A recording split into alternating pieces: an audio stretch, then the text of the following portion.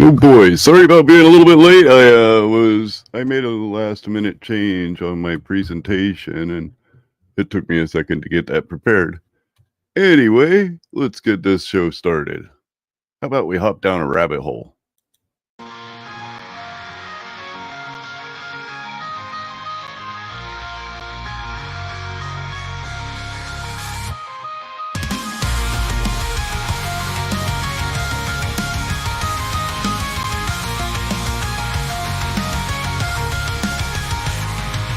Tell me you have nothing to hide, but there's something deep inside we'll never know, you'll never show.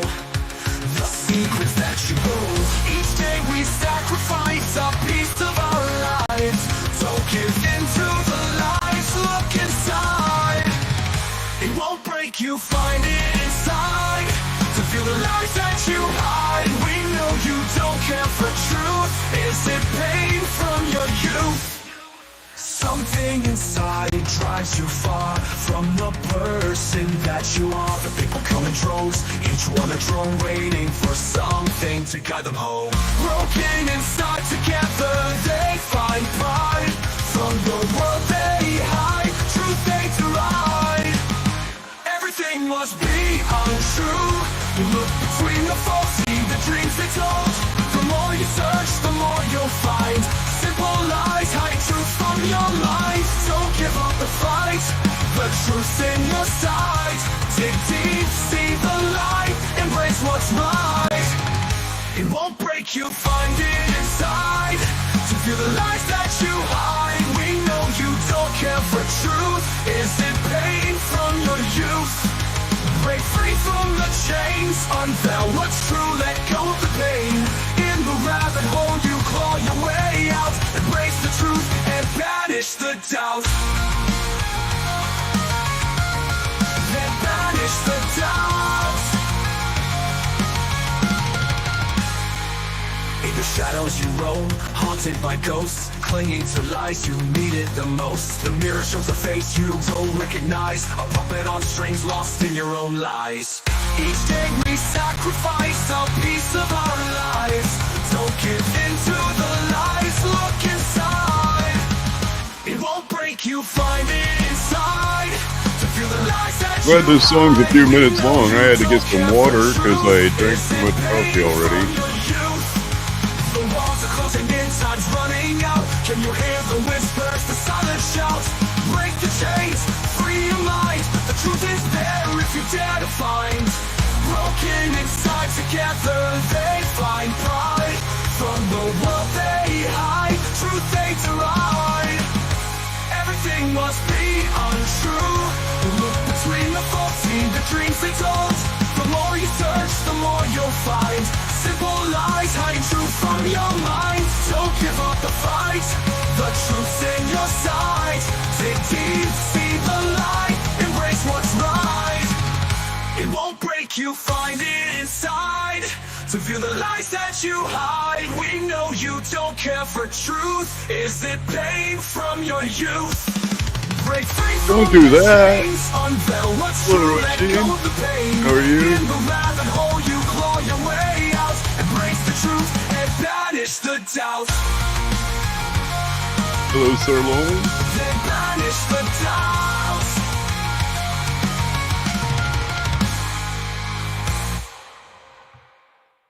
Hello.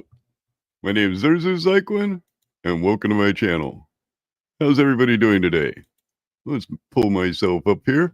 So I have a little bit of a plan today, as you can tell. There's some links in the description, which after the show, you guys should probably check out and do a little bit of tinkering with. They're kind of fun.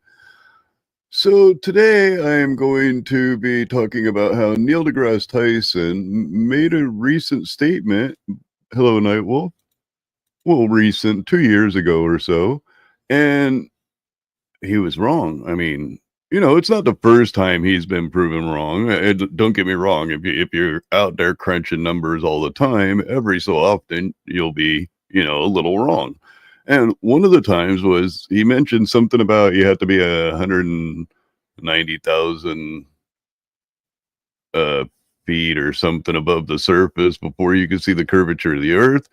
And a guy flying an SR-72 at about 80,000 feet kind of proved him wrong on that. But that's nothing. It's nonsensical stuff that really doesn't matter. And even in today's case, it really doesn't matter if he was right or wrong.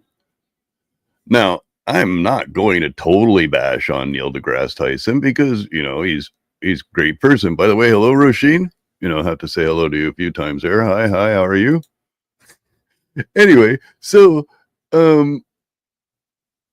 he was originally right. I'll start by saying that. About 4 years ago, he did a video where he made a statement and a claim, and in that claim, he was right. That the weight you are, like, let's say if you're at the equator and you weigh yourself, and then you go to, like, let's say the North Pole, and you weigh yourself, you will be, a noticeable amount less weight, not less mass, but less weight if you're at the North Pole than if you're at the equator than if you're at the North Pole. At the North Pole, you would weigh more, mainly because there's no centrifugal force and the mass of the Earth, beneath your feet. Now, out at the equator, why you're lighter is the centrifugal force is pulling you out while the mass beneath your feet is pulling you in. And, I guess I should explain today that I'm going to be talking about a lot of ball earth logic. I can't promise you that the world is a ball, but it seems like a lot of the principles behind their argument hold a lot of water. And a lot of the flat earth principles seem to be a sponge. So that's part of what I'll be going into today. But Neil deGrasse Tyson explained that the weight at the North Pole was heavier, and at the South Pole, the weight was lighter. But then he second guessed himself. And sometimes when you second guess yourself, you end up being wrong. Now, I'm not just going to say, aha, he's wrong because somebody said something. There is physical measurements, scientific physical measurements that can be repeated and can be peer reviewed. Equator is about 25,000 miles around, and it takes 24 hours for one full rotation. Oh, yeah, by the way, pay attention to a lot of this. This is absolutely right. This is him 4 years ago when he made the absolute correct statements. And some of this information I will be using later because I want to try to figure out, I have a little bit of a mind experiment at the end of the show. I want to determine how fast the Earth would have to rotate. Now, I know this question sounds very ill-formed, but it's not really. How fast the Earth would have to rotate for you to be basically weightless on the surface? And how much faster would the Earth have to rotate for you to just kind of be suspended off the surface of the planet? Interesting mind game, I think. Okay. So if you divide those two numbers, you get approximately 1,000 miles an hour. Right. Okay. Right. And that's fast. I mean, that's faster than you would ever be going in anything in your life. That's right. Okay. Now, you don't feel that because first Earth connects you to its surface, but also you're moving very uniformly through space to do so. And the air around you is moving with you. So it's not like air is coming past you at 1,000 miles an hour and you feel, oh my gosh, I'm in motion and I feel the jiggle and the shake. By the way, pre-Galileo, people's arguments against Earth's motion was if Earth were turning and moving, we'd feel it. Oh, dude, that's not pre-Galileo. Every single flat earther you talk to will say that. So, I mean, unfortunately, I've always argued that every argument a flat earther makes seems to be intentionally pulled out of history and fed to them. Right. Okay? Why wouldn't you feel? If you're on a horse and buggy, you feel that. Feel it. All right? You feel the bumps and the wiggles and the jiggles, and even if the ride is smooth, you feel it. So clearly, Earth can't be moving. Of course, we're not rotating either. Everything is moving around us. So it wasn't just our ego that supported the idea that we're in the center of all things. At the center of all things. It's not just what's happening with our ego. It kind of made sense when you thought about it. Okay? Right. What they didn't realize is that if you made things smoother and smoother and smoother, you will feel the motion less and less and less. Right. So ask anybody on an ocean liner, when the ocean liner first pulls out from the port, you don't really notice that.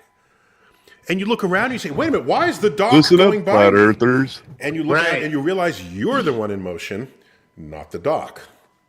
And that is Okay. true. Think about it. Have you ever been on a cruise ship, a large cruise ship? I went on a casino ship a few times. As the ship pulls away from the dock, you are accelerating, but you don't even notice it. You don't notice it. You think the boat's still just sitting there at the dock. You do see the dock move away, and then that lets you know, of course, that you're on your way. You know you're on your way because you were preparing for it, hopefully. But on the ship, you really don't feel it when it starts accelerating away. And why is that? Because the ship is so huge and it's so gently moving away from the dock. It's not like accelerating away like a race car. And so the bigger the vessel, sort of the more stately is its movement through space and time, and the less you notice its motion. So, I was once on a bus on the Channel going from Paris to London. Okay. And this is a long tunnel that not only goes under land, but goes under the English Channel. Hello, Dr. Nimrod.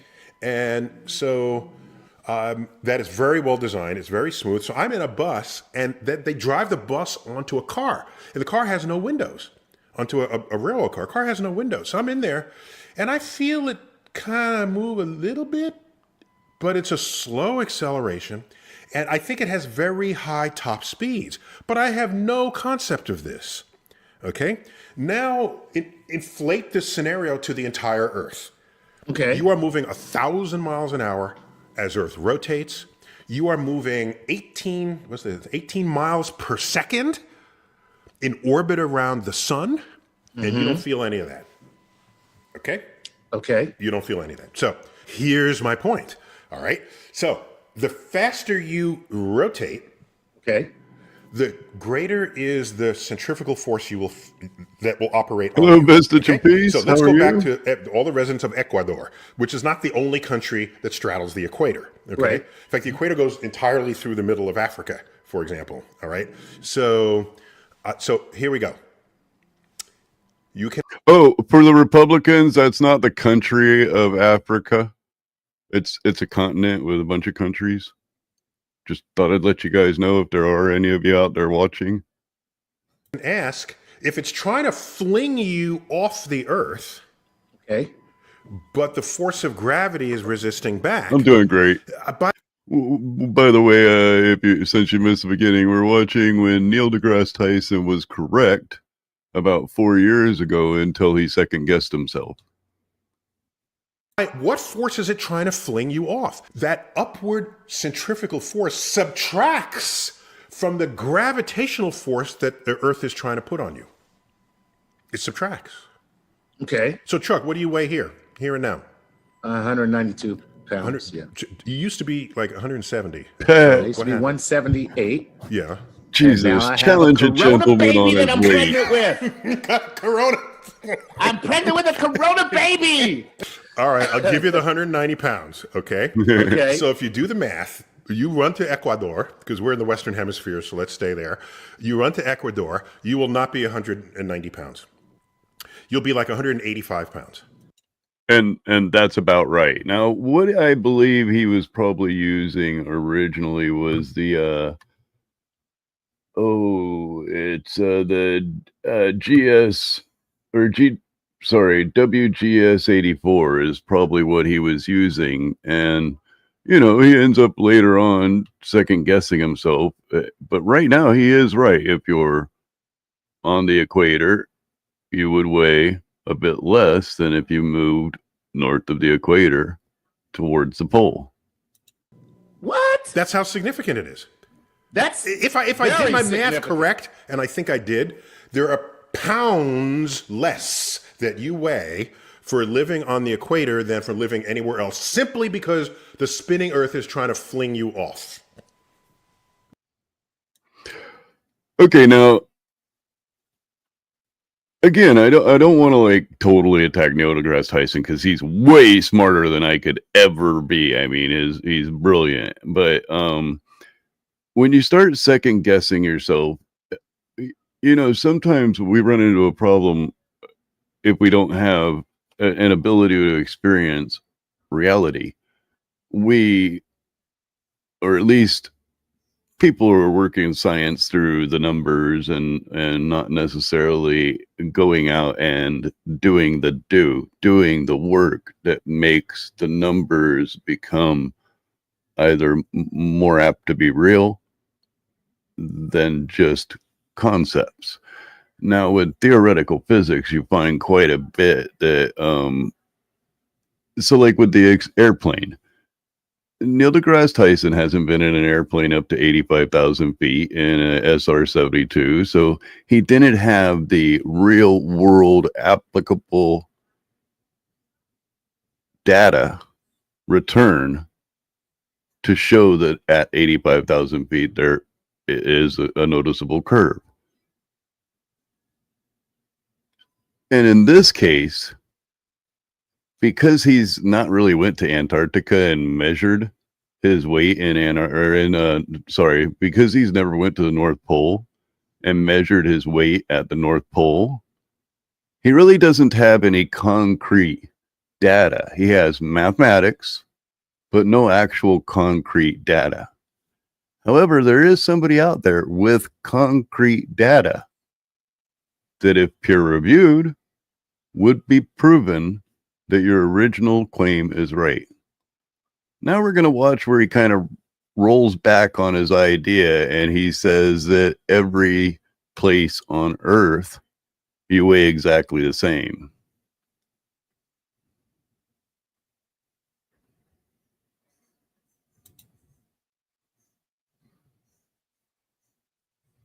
A few weeks ago, I did a calculation that showed that there's something I've been wrong about for decades. No.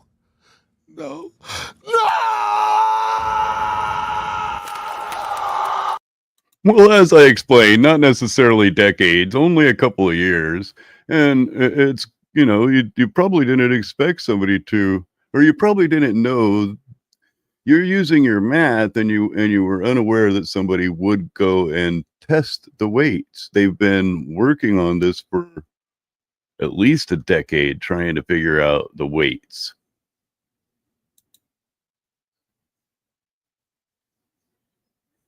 So, this is Earth as we've been taught to think of it Right. from childhood. Right. The Color-coded countries. yeah.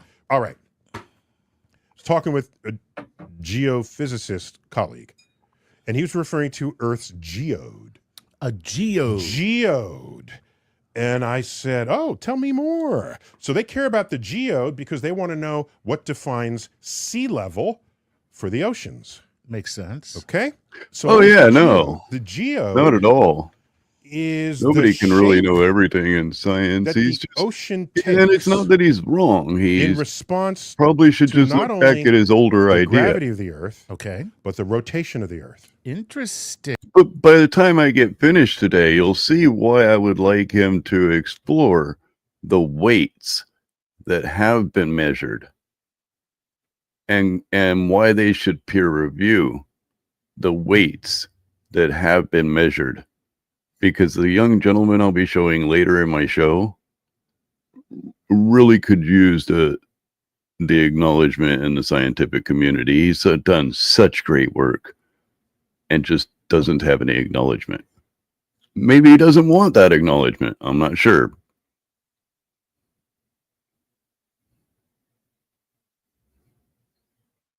Yes, that's exactly who I'm talking about.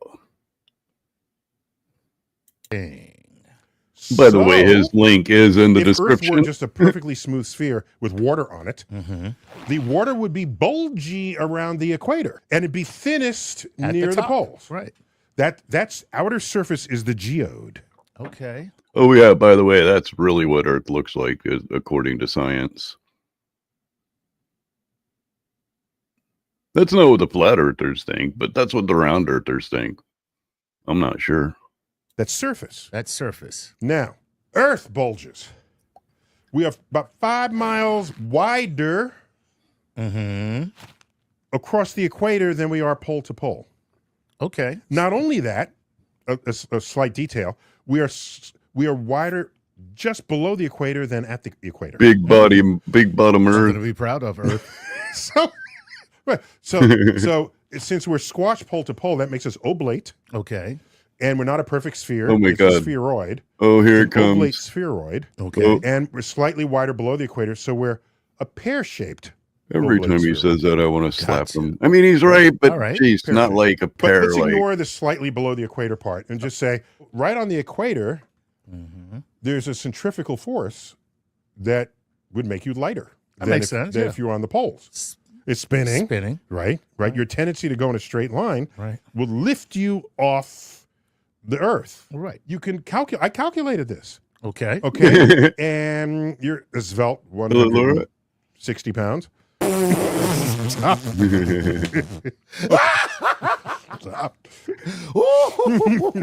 That was the funniest thing. All right, plus or minus. Okay, Plus, right. So you can do it, and you end up like 4 ounces less. Okay. Modern scales that household scales don't even measure Right. that. Bathroom scales. Yeah, I they wouldn't guess even tell lemon you. They wouldn't even tell you cucumbers that. are But we can round. measure it, and we know. All right. Tom's got some in So the I fridge. was So neighbor spent gave my him. whole life saying Santa is the Santa of the North Pole Apple butter. would be the only person who would know his true weight. Poles with Because the on the snow. equator, you're weighing less. I'm than not your going to true go any weight. further than True that. gravitational weight. Okay. There are two things. Not because of any messing with your weight copyright at the things. equator. It's about as Because far the as Earth I is can get. bulged, you are farther away from the center of the Earth, and it's spinning. That's wrong. Uh-oh. Here's the deal.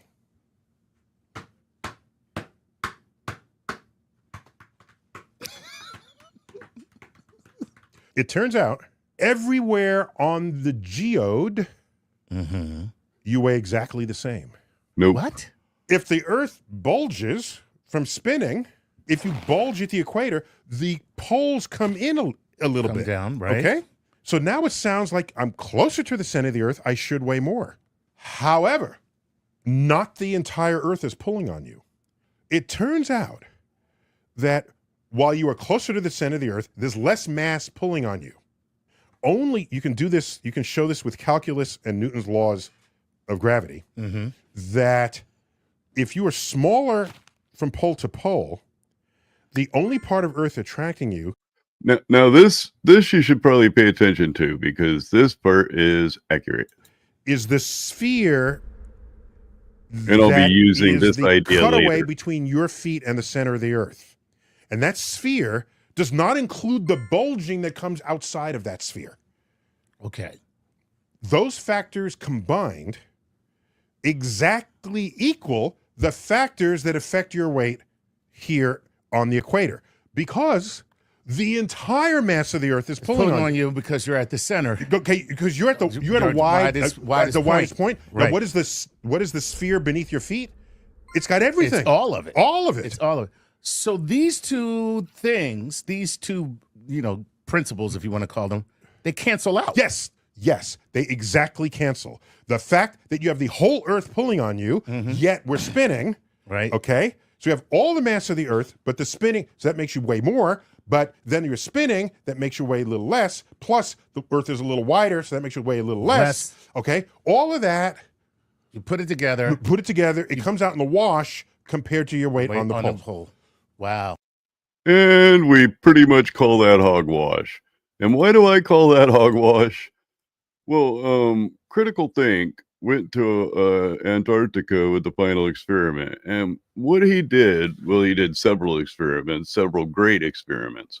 But one of the great experiments that he did was measuring weight at different um, longitudes on the globe, near the equator, closer down south near Ecuador, and then at Antarctica. And he provided 3 separate weights. Now, he had calculated this before he left. He did it exactly how science works. He calculated the math, tried to get it as close to right as he could. There was some minor distance tweaking and elevation tweaking that he had to do once he got there, but the math showed out to be almost exactly what he planned the weights to be. So that would mean, yes, as you move closer to the pole, your weight increases. And as you move closer to the equator, your weight decreases. But there is a way to cancel that out. Only theoretically, though. It would be really bad in reality. G'day, flatties and reality defenders. This is Critical Think from Down Under. Oh, yeah, by the way, the numbers we were supposed to be paying attention to today were, I believe, 24,000 miles, 1,000 miles per hour. I forgot what else. But hopefully you guys have been tracking most of the information, because at the end I got a little bit of a mind game. Thank you, very kind. Well, today we're going to talk about how the globe is confirmed by the weight change measurements done during the final experiment. Now, I'll be talking not just about the experiment, but a little bit about the final experiment. So in that context, I'll be having a bit of a rant at the beginning, and then I'll present the method, the results, a little bit of background of the experiment, and we'll have a little bit of fun at the end. Now, I don't have his entire video, just like the original videos of Neil deGrasse Tyson. I have bits of it. If you want to go watch those full videos, they're in the description. And I didn't use all of his video. I would prefer that you go and watch his full explanation in the description. But I wanted to use it, just to show that there is somebody out there who has most certainly measured the weights and determined that they are different. Now all you got to do is go out there and do it yourself and see if he was right or wrong. That's called peer review. So here we go. I don't know. And recently, I just want to say, Neil deGrasse Tyson publicly stated that weight does not change at different latitudes. He is, of course, wrong. And I provide evidence that this so-called mainstream opinion is wrong. So you see, us Globers don't blindly accept from the mainstream. We have our own thoughts, our own experiments, and we independently verify.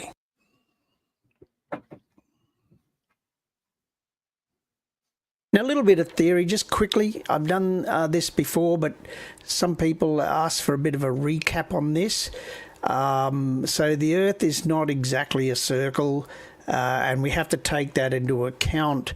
And I should say not exactly a sphere. We have to take that I was going to say a circle. into account in all the calculations, and we follow, for the purpose of this experiment, in the final experiment, we follow the WGS 84 model. So the forces involved here at the equator, you have 9.8142 newtons I don't know. pulling you towards the center of the Earth, and the so-called I do know mountains have more mass because I'm spinning at a than the areas 1,000 around mile per them. hour force. Cavendish. Is like a small fraction of that. It is 0.0339 newtons. So the flinging off force is very small compared to the force holding you down to the surface. Now, as we move away from the equator, the direction of the centrifugal force gets not perpendicular to the surface anymore. So there is a component of the centrifugal force that is perpendicular to the surface and in the same direction of gravity. And this is, in this case, that example I've got here at 30 degrees is 0.0255 newtons. And this will cause a heavier weight there because that flinging off force is less, and the speed gets less too. So as you go towards the pole, there's almost no centrifugal force here. You're also a little bit closer to the center of the Earth, so you will weigh... Oh no, I'll be getting to that question at the end. ...more at the pole than you will at the equator. So that's the principle of this. Now, we have... If it was a rotating perfect sphere, we would use these equations, but it's not a perfect sphere. It's oblate because it is rotating, and there will be more videos on this topic to come. Okay, now here he explains how he did follow the scientific method. Now, as far as the message I wrote in Discord, yeah, that question I'll be answering. It's an odd question. You have to, since we're talking about theoretical science, you kind of have the privilege of, you know, manipulating certain things, like, you know, I'll have to explain all that later. But in my mind experiment, yeah, I plan to explain how fast the Earth would have to rotate for you to be basically suspended above it, not able to really go down to the Earth.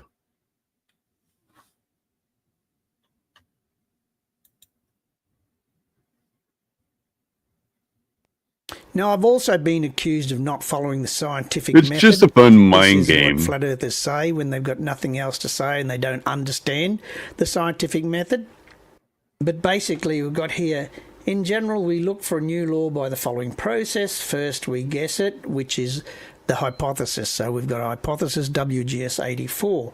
Then we compute the consequences. So in this case, we're going to compute what something should weigh. That's a consequence of the WGS 84 gravity model. And primarily the reason the why I'm computation playing his results to video nature. is to show the contrast we go out and between measure what and Neil see deGrasse what nature Tyson was tells us. saying, and I think Neil deGrasse Tyson needs to address him.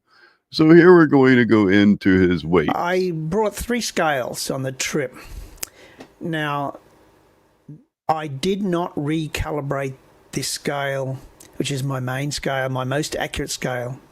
So I had taken this scale to Thailand in July this year. And when it was calibrated, it was 1000.01 was the reading. And it was reading 1000.02.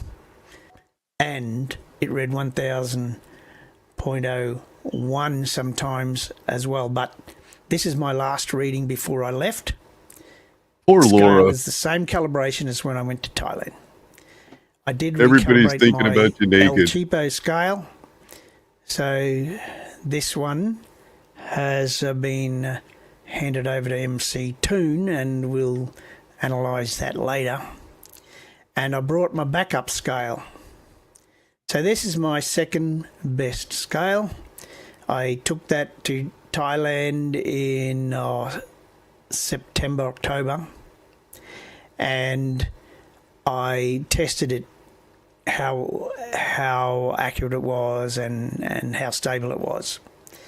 So this scale I packed in my checked baggage in case something went wrong and I lost this one or broke it or something. Then I had a backup scale. Redundancy. You always have to make sure to have redundancy in your experiments. I mean, never just run one single copy of the experiment. Run multiple copies of the experiment just in case something goes wrong, like a machinery break, an equipment breaks down or something. You then you don't have to rerun the experiment. You run redundancy. Scale in case. So that one went in checked, and this one was carry on, and this one was carry on. Now, I videoed most of the weight measurements along the way, and those are on my channel. And I won't play them all because I didn't want this video to go on forever. I could go on for a long time, but maybe I'll expand some pieces in the future. But this is the most important measurement, was the one that I made at Union Glacier. Just remember that I hadn't been there, hadn't been here. I made you guys are working out some interesting hypotheses 3.80 grams, and let's see how that goes. The measurement. So we're going to go ahead with the best scale I got, which the prediction is 1003.80.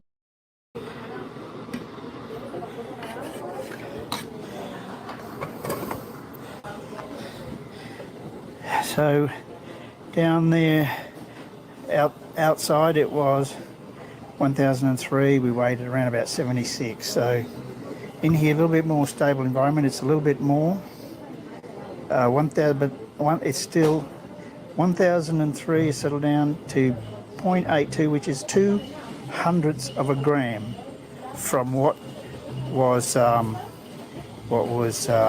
predicted. Which So is 1,000 gram weight. I used the hypothesis about the globe model, about what something should weigh, to make a prediction. I went to the location, and Well, yeah, he explained that one of them wasn't calibrated and the other one he had just recently calibrated and it was at 0. The one that was more sensitive was 0.2 off. So what you're looking at is 101.8 or 1001.82, I believe. weighed pretty much the same. Now the other, I made another measurement out at the camp, the special camp that we were at. So in both cases, the elevation above sea level was different. So I have since modified the predictions based on the actual elevations measured, and it's still very, very close, and this one is in fact closer. So the results then... Now, the results are interesting because there was a claim that it may be air pressure that's causing it. And Critical Think is absolutely right when he describes the air pressure in a little bit, that the air pressure is quite differently changed. It's over there on the right. And of course, the Flurfs didn't give any graph for what it should be, but he tested it anyway.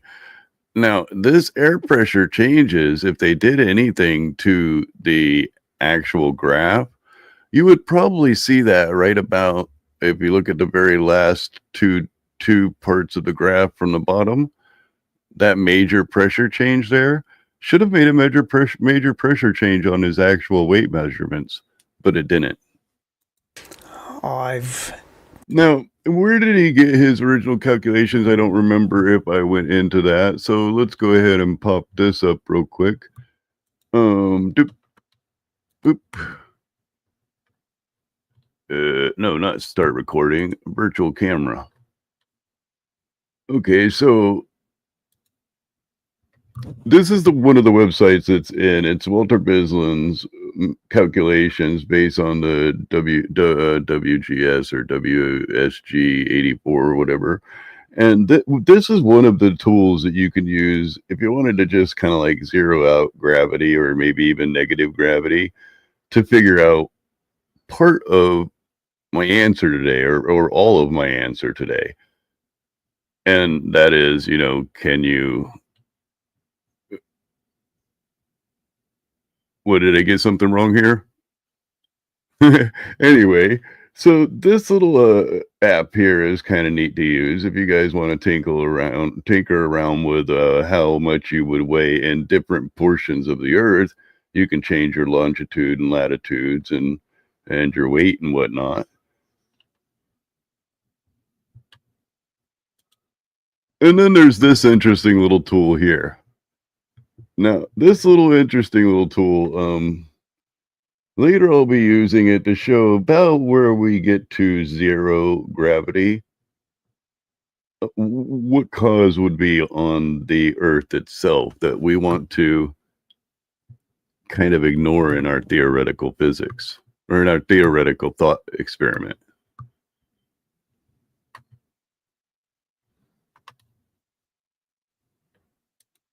Well, yeah, kind of.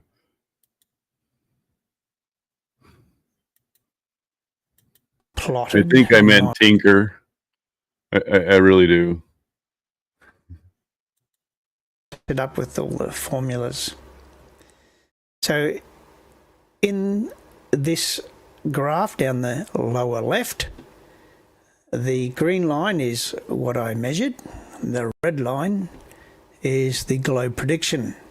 Now remember, the globe prediction includes both curvature and rotation. So none of this prediction could be. Oh, you got to ask for Laura's taking permission on that. I can't give you curvature permission on that, and sir. rotation. I mean, had someone try to tell me that a globe has no curvature, really, there's some very silly stuff going on. Now, some people ask me, they always ask I'm gonna about go get a temperature refill and on pressure, water. and some people ask me to measure the pressure.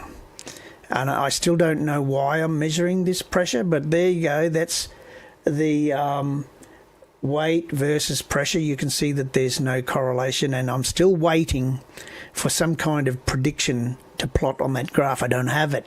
I don't know what the expected result is. Nobody can give it to me.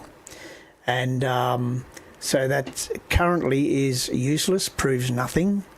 As you can see, there's no correlation and there's no prediction. And on the other hand, I've got my independent variables identified, and I've plotted my result against the expected based on my independent variables, and I get a very strong correlation. Now you can say things like pressure, temperature, magnetism, whatever, but you have to say also how much does that affect the weight. And I've already got my correlation here, so I can pretty much guarantee that the effects of temperature and pressure and all that are not going to be significant. If they were significant, you'd see a lot of variation in this graph.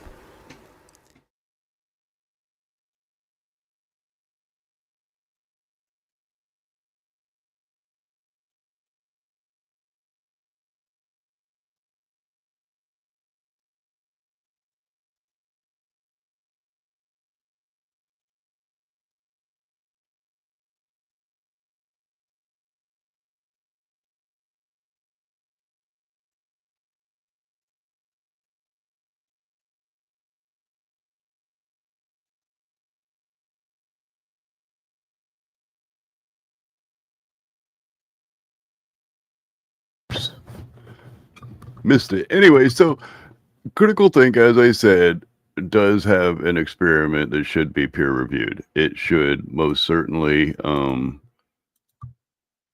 somebody should grab it and somebody should go experiment, go and test the measurements, see if he's right. And if he is right, well, I mean, you can do it 100 times, and if it's right, then he ends up being right.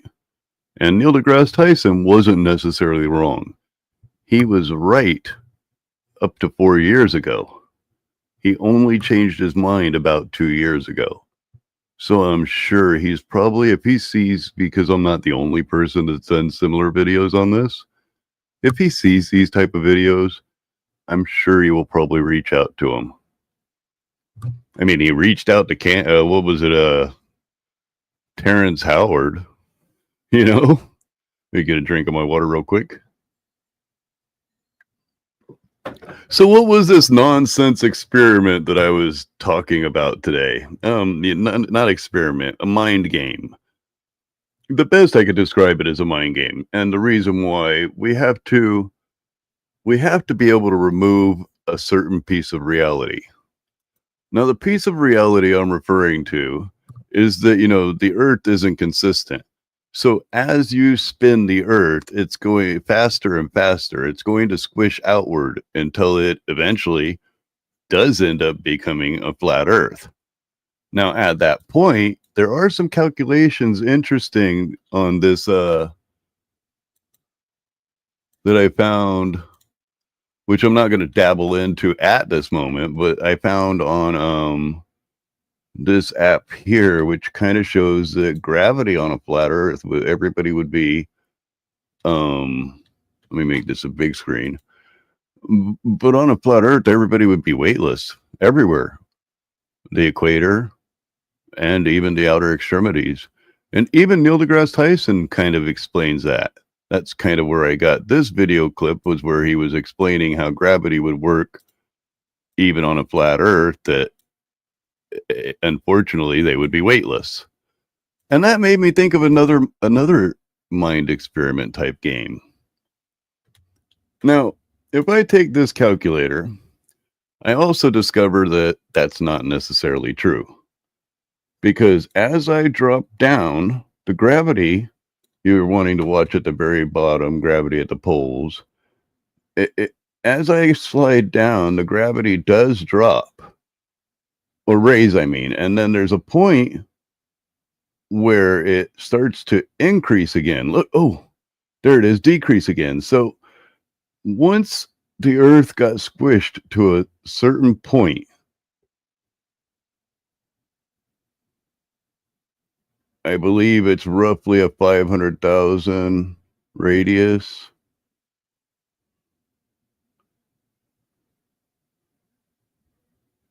Something interesting happens. So what would happen is, at this point, on the outer extremities of the earth equator, everything would be zero gravity. And everything at the equator would basically be 2 times gravity. But once you start getting a little bit faster and a little bit larger radius, the gravity drops down to about that of when you get to what's a flat earth. The gravity is the same. A little less, 8.9 meters per second. Now that made me start asking some deep questions. What is an orbit? What is mass? What is gravity? How does mass and gravity affect orbits? And if we could entirely remove this squishing effect of our planet as it gets faster and faster, if we could entirely remove that, what would be the result? How would we be able to, like, let's say, would we be able to imagine a rotating Earth that's fast enough that we're just dangling above it, like floating just above the surface? I guess we'd have to paddle our arms to move forward because we couldn't connect with the ground. How fast would that be? Now that I may be able to answer. Notice I said may be able to answer, because this is almost impossible to ever calculate. But let's imagine we got rid of that whole squishing effect as it got larger, and instead we kept the same shape, or as it got faster. Instead, we kept the same shape and the same size, and everything in reality remained the same. It's just that this Earth, we're not on this Earth that's spinning at this Earth speed. Instead, we're at a much larger Earth. Now, we first have to understand what is gravity and what is the expectation of our reality. Now, our reality shows that our equator is rotating at so if one rotation an hour, that's 24 hours, a day. And how would you figure out? So we first have to ask ourselves a question. How would you figure out how fast that is? Well, we know that where we measured the circumference at 24,901. So you divide it by like 24 and you come out with 1,038 miles per hour.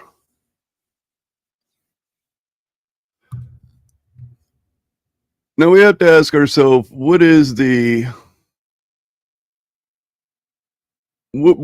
trying to do is we're trying to look at a speed that's much faster than that would basically cancel out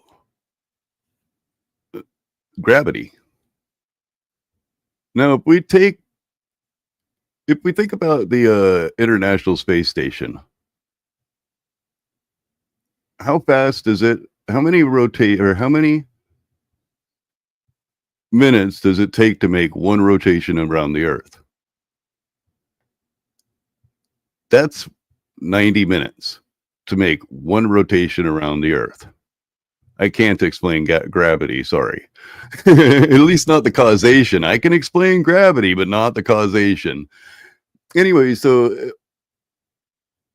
if it takes 90 minutes for the International Space Station to orbit Earth, and if it takes 90 minutes for a satellite that's the size of a Volkswagen to orbit the Earth, then it's safe to say that an object of any size, as long as it's not larger than the Earth, could orbit the Earth at 90 minutes per second. And so why would I say that? Well, we first have to think of, if we look at the center of gravity being, I'll move it so oops, wrong one. I'll move it so you guys could see it. We know that everything is extremely dense in the center of our Earth. The most dense is in the center of the Earth. That would also mean that anything that's sitting right in the middle of the Earth, like let's say we moved you directly to the middle of the Earth, would be super, super, super heavy. So heavy, things collapse on themselves.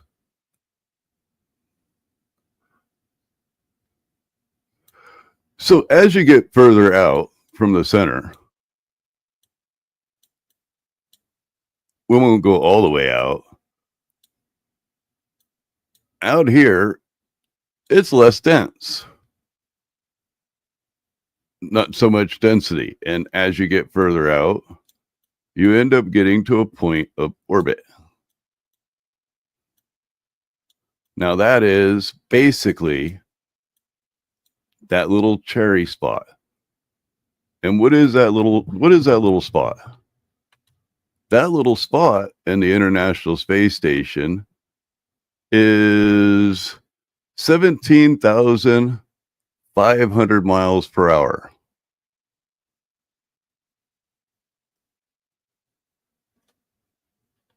Now, if I take the math and I work out that, and I try to figure out, well, how fast is the ISS? So what is that? What does that mean? I guess, where am I trying to go with this? My brain's a little on the stuck side. As I said, I didn't really prepare anything for this. It's just kind of a little mind game. I guess it would be, well, let's figure out if 90 minutes. So that's one way. Okay, that's where I was going. That one way to find out if that 17,500 miles per hour is the sweet spot. And the best way I can think to do it is, let's take that 90 minutes and divide it by the 24,900 circumference of the Earth. And basically what I did there is I took distance by time. Distance by time. I'll go ahead and punch that calculation into the chat. So distance by time is 16,000 miles per hour. So if the Earth was spinning at one rotation every 90 minutes, then you would basically be weightless. Now, we're not there yet. We're not there. We're nowhere near there at the moment, because 16,600 is not enough to put you into orbit. Now, remember, you have no propulsion system, no whatever. You're just a being on our planet. So if we take that and we raise that to, like, I don't know, 80 minutes or something, and we get our speed to match out at 17,500 miles per hour, it's very safe to say that we would never be able to touch the surface of the Earth if the Earth was spinning at 17,500 miles per hour and there was no change to the shape of the Earth. Now, as I said before, the problem we run into in reality with that would be the other experience, or would be the other data set that I showed you from the WGS data. Where did it go? Oh, I closed it. Anyway, that other data set that is from the WGS data set would clarify the answer that I gave. That, let's see if I could, let me type.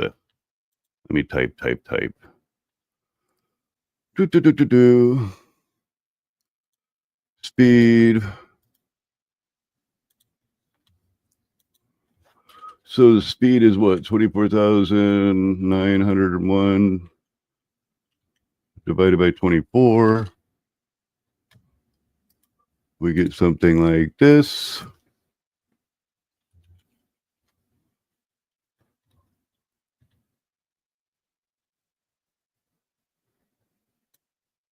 And that goes with the 16,000 miles per hour like that.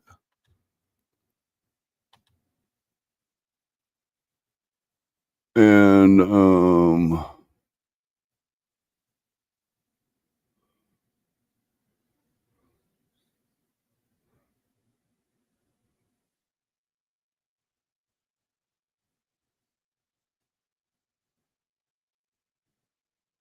I'm trying to figure out what the last calculation in here is too. Oh, the 17,000, there it is. It's the 17,000. I'd have to run that in reverse. Give me a second. 17,000, what's the speed? So what's the speed? 17,000.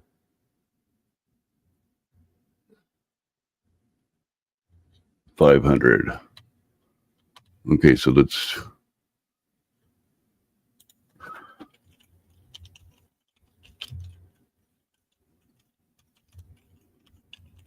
Oops. Not by 40, by 24 divided.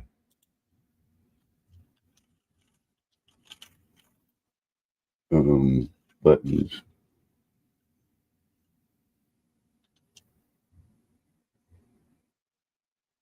Buttons on my brain.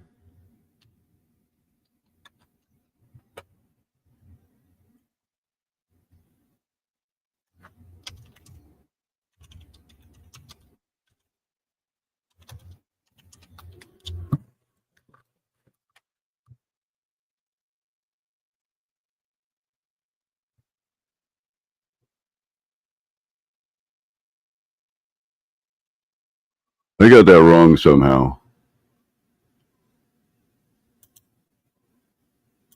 Oh.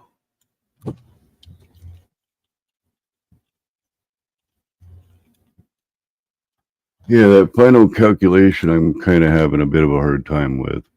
I did it earlier.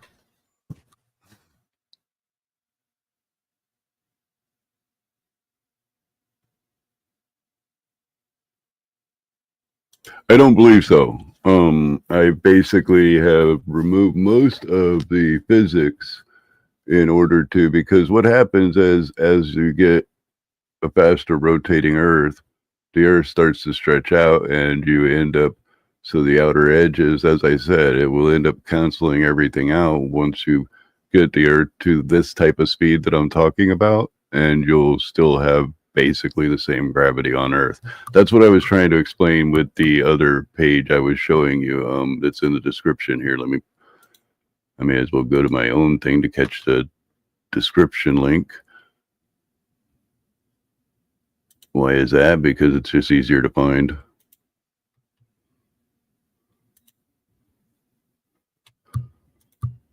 And what really stinks is I'm missing my final part of my math, and it's driving me nuts. I can't figure out what I did to get it right.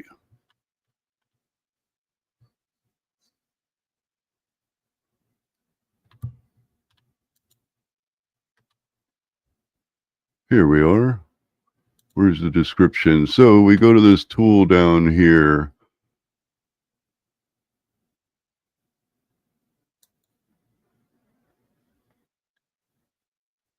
Oops.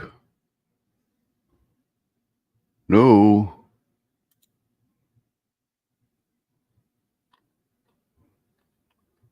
Oh, I did all that wrong, didn't I? Hold up. I think I got my description all messed up. Let me turn down the volume so we're not getting a bunch of echo over.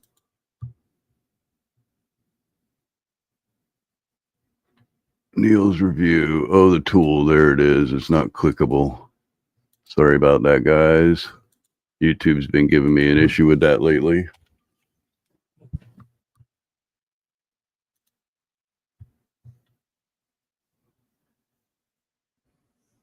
Oh no, that's the way wrong link. That's the darn code.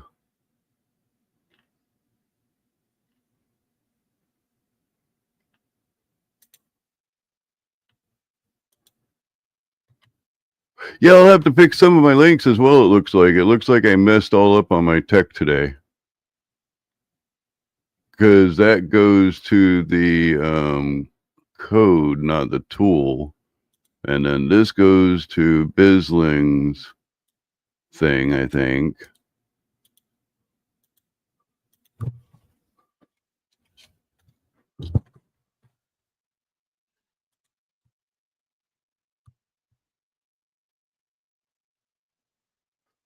Yeah, I just noticed I screwed up all my links.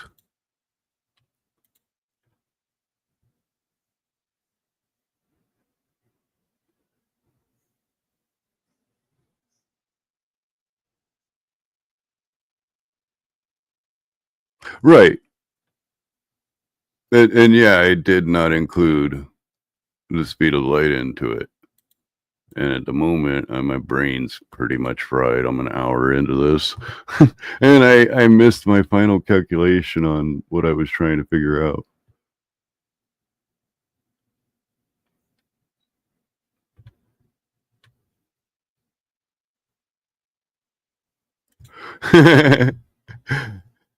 Right? Anyway, since I lost my final oh yeah, that's right. I was trying to figure out the 25 or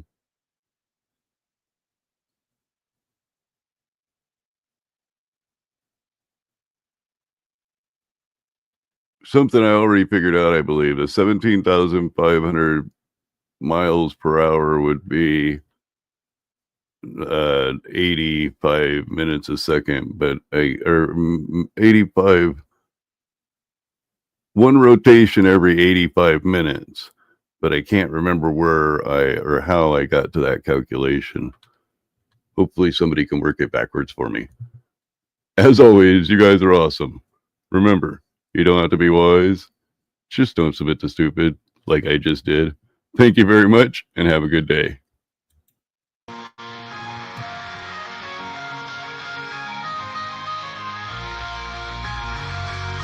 Yeah, that's it. You just got to speed up the Earth.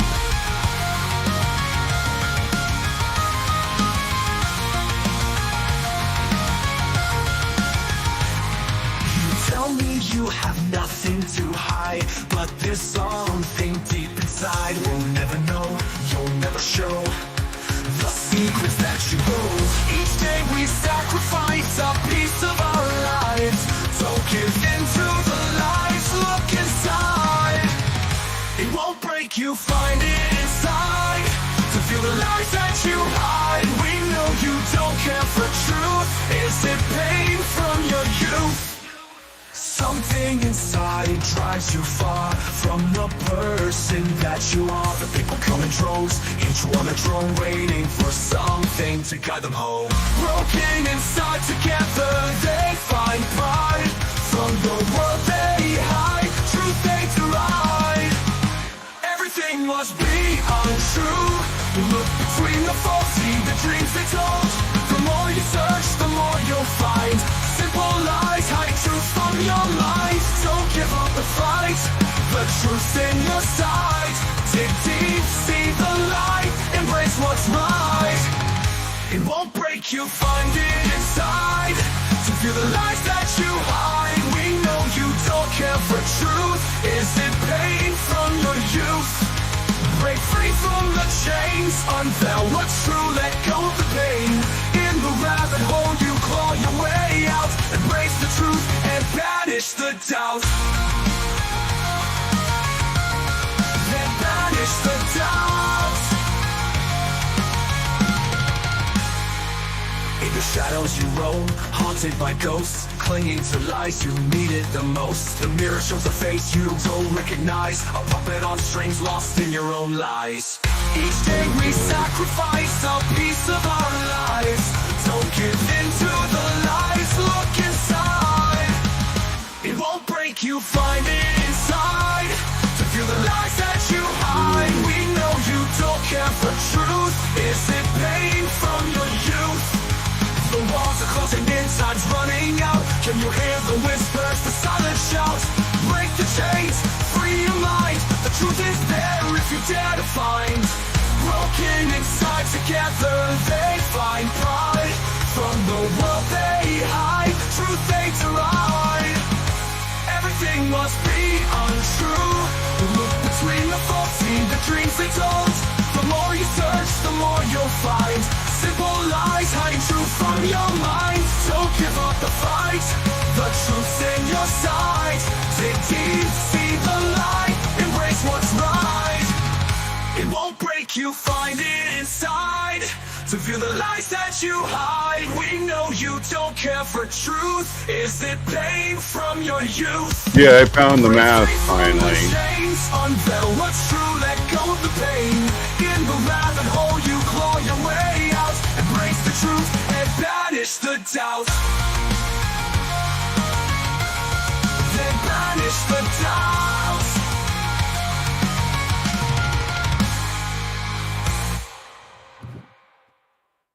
Oh, you can't. I was in here doing the math. I'm trying to figure out the math. So there it is. It's 1.4. So around, like I said, around 87 minutes or so.